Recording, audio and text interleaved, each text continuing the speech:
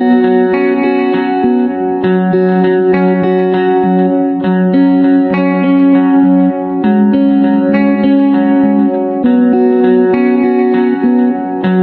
good afternoon.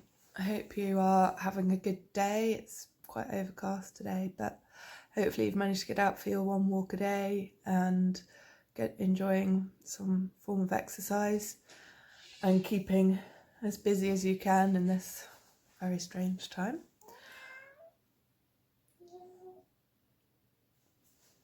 Today I'm going to talk about autism because it's Autism Awareness Week. So I'm going to discuss visuals and show you my visuals that I've got that really help, because communication for an autistic child is difficult. If you're constantly saying things and repeating them, it gets too much for their brains to process and it gets overwhelming. So if you just have a picture, then you don't need to talk about it, you just show them the picture and it takes the communication out of it. Even if these children can talk, the communication is difficult for them to process. Even if it doesn't come across that way, I would say it's still difficult. So it is important to stick with the visuals, even up to an older age. I've got the age range of 5,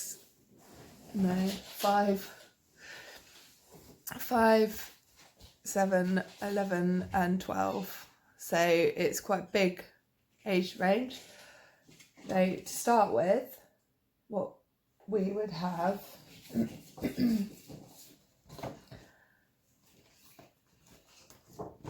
so for instance, we have this written up, which is the morning routine. I will put a photo of these at the end of the video. So if you're watching this on a phone, you should be able to take a screenshot and then you can print it off if you need it. So morning routine, the young one to get dressed and brush their teeth. Georgina and Harriet dressed downstairs for breakfast. We've got pictures because it's important for the little ones who aren't very good at reading yet. If they look at the words, and even if they can read, they're still a bit like, well, I can't read. You know, that's too much to... So the pictures are really great. Then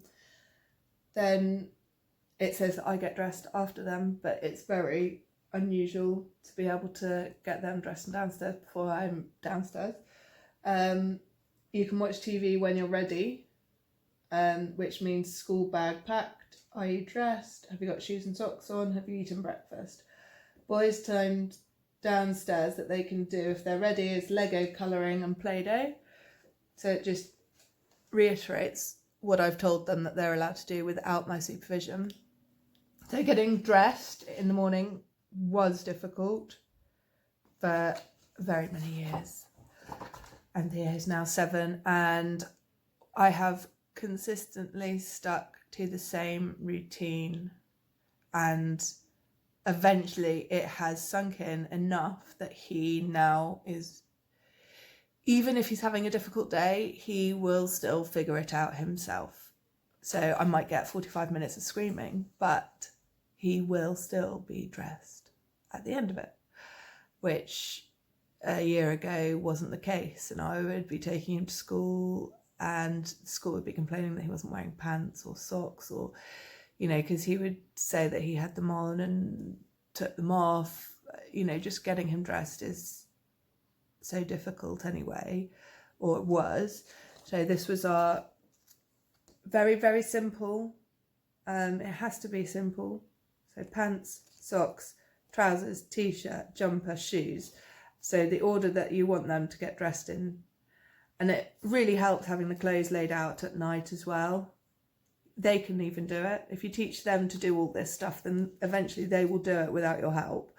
So that's what I've been teaching Theo to do, is he has a bucket, he can put his clothes in the bucket at night, then in the morning he gets up and gets dressed.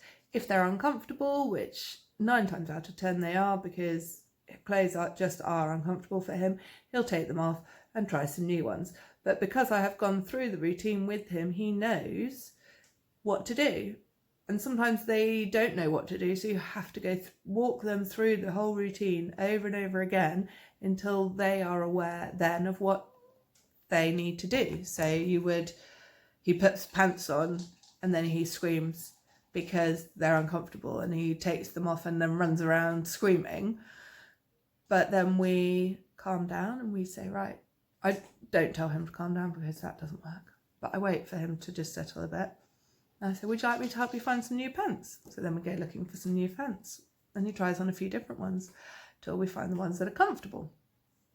Now he will do that himself. He might scream for 45 minutes, as I said, but at the end of that 45 minutes, I won't have had to have helped him, because actually it's better if I remove myself, and he will have sorted himself out. And that is a key thing, is if you say something to them, is say, go and brush your teeth, and they don't go, walk away, because you've given them the instruction. You need to wait for them to execute it. And if in 5 minutes time they haven't done it, you could remind them, it's time to brush your teeth, and go back to the visuals. We've also got one for the bathroom. So in the morning, we go to the loo, we flush the loo and put the loo seat down, we wash our hands, then we brush our teeth. So they should have this in their bedroom, get dressed, go straight to the bathroom, see this, and then come downstairs. I don't get them to brush their teeth after they've come downstairs, because trying to get them back upstairs after breakfast is quite hard. But some children need to eat first. Georgina in particular needs to eat before you can even talk to her in the morning. She's not a morning person. So I just have to just grit my teeth and wait till she's eaten, and then she's much nicer. Obviously the girls have got more grown-up ones.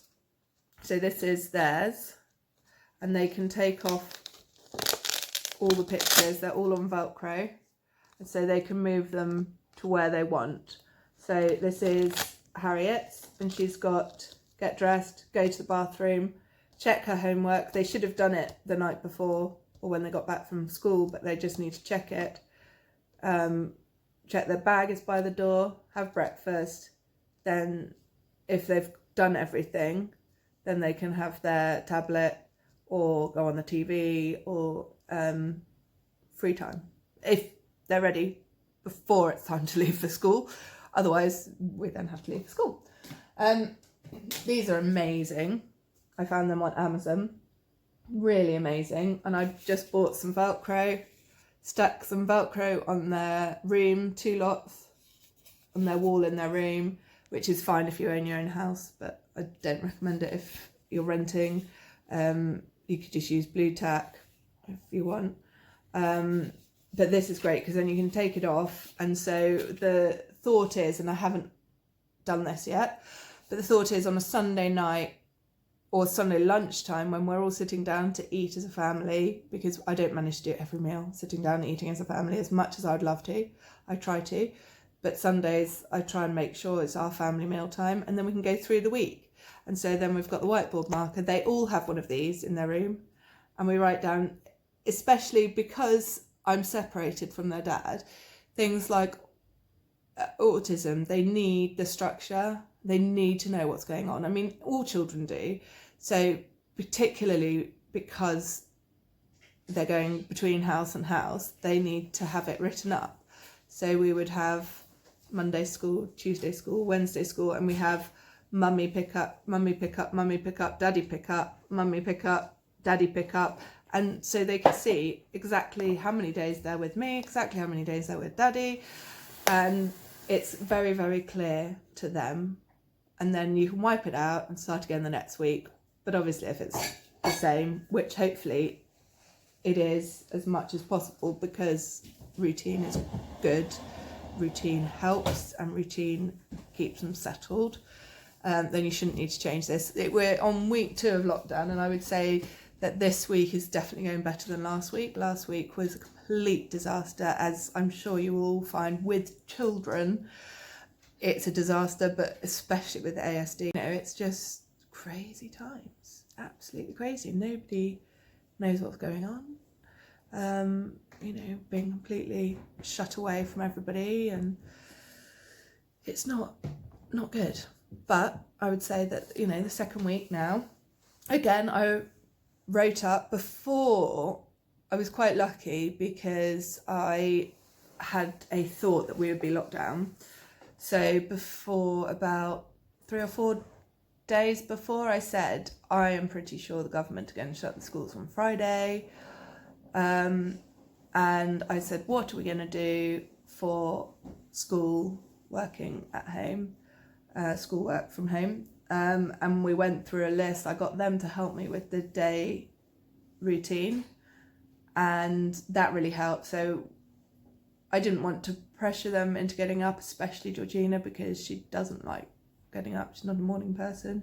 So it was going to be 10 o'clock start work, and then the Joe Wicks came on at 9 o'clock. And actually, to have exercise before you start work is really good, and do something fun. And then they want to get dressed.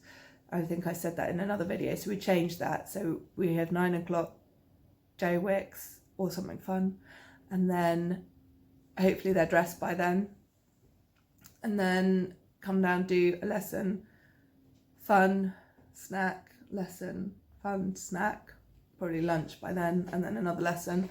Harriet's been very good, does her work all the time. She likes to get things over and done with, so she's one of those children that will just get up and do it straight away without being asked. And then, did I mention my hair? You'll have to check out the other video if you want to know what happened to my hair. I just consumed myself. It's very, very short. It wasn't quite meant to be that short. And yeah, so we wrote the routine down before the schools were closed, and the schools were closed on the Friday. So by the Monday, we kind of had a routine already set, but it was still difficult. And I understand that it is difficult for people, so I really feel for you. Just get through it the best way you can. I'm pretty sure I'm autistic, although I haven't been tested. It's a 2-year waiting list. And yeah, so we've got Theo diagnosed at the moment. And with myself, I know that I really like routine, and I like to know what I'm doing each day. So yeah, it's hard. If it's hard for me and I'm, you know, an adult, then it must be really hard for them, not knowing what's going on and not having a routine. I hope this helps. I will leave a picture on the end of the video of all the things that I've done, and yeah, just keep up with the visuals, because it will help. It really will. And even if you don't think it's working, it is. It just takes their brains a while. And consistency, you know, they need to be secure and know that you are going to stick to it no matter what goes on in their life. Even if they've got pants that are uncomfortable, they need to know that you're going to stick to it and continue to make them wear pants. But you will help them through the meltdown, and you will help them find the pants that might feel, hopefully, a bit better for them.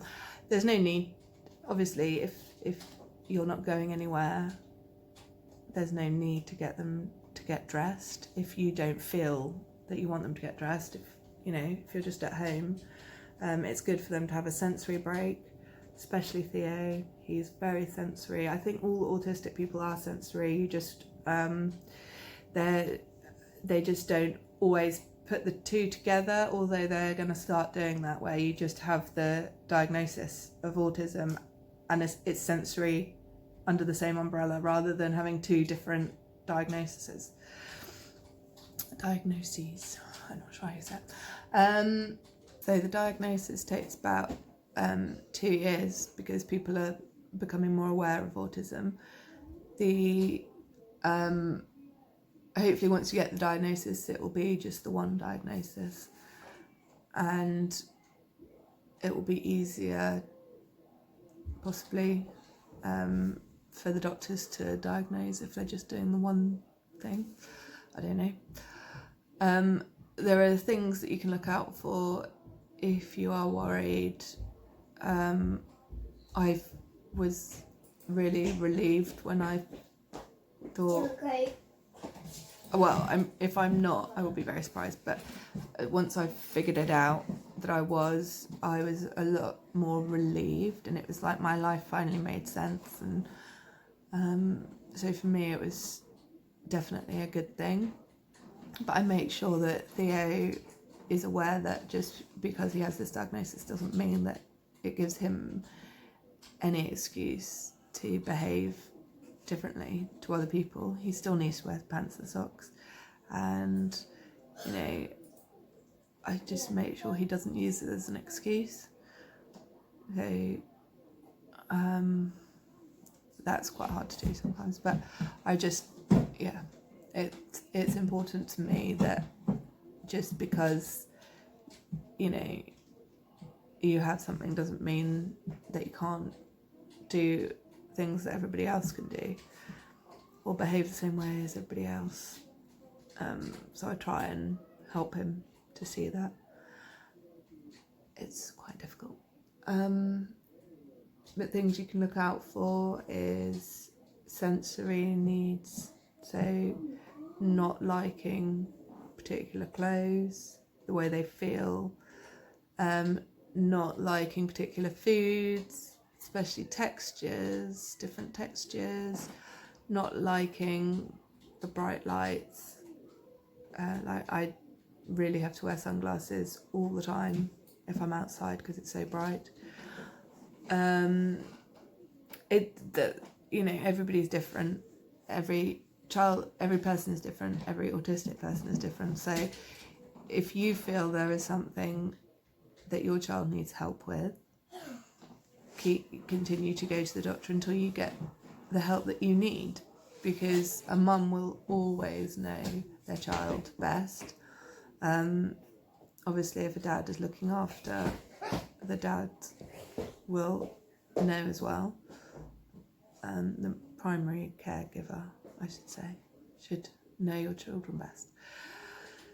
So I hope you can get the help that you need. As I said, it's Autism Awareness Week, so hopefully there will be more out there about autism if anybody needs to find out more about it. And if anybody has questions, you're more than welcome to message me or to comment down below, and I will answer as best I can. And I will probably do another video similar to this at some point. But yeah, I hope this has been helpful. And the visuals is important, consistency is important, and just giving them process time. So say what you want, and remember it's that they can't do it, not that they won't. So a child without ASD, you know, might not want to put their shoes on because they don't want to, whereas a child with ASD can't put their shoes on because they are uncomfortable. So it's very important to know the difference and to work with them to find a solution, rather than to just keep battling it out and walk away. If you've asked them to do something and they're not doing it, just walk away. Give them time to process. Give yourself time to process. Give yourself time to think about how else you could approach it. You could write it down. So if you're saying get in the car and they haven't got in the car, you could have a photo of a car or draw a car and then just show them that. And don't say anything. Good luck. Keep safe. Bye.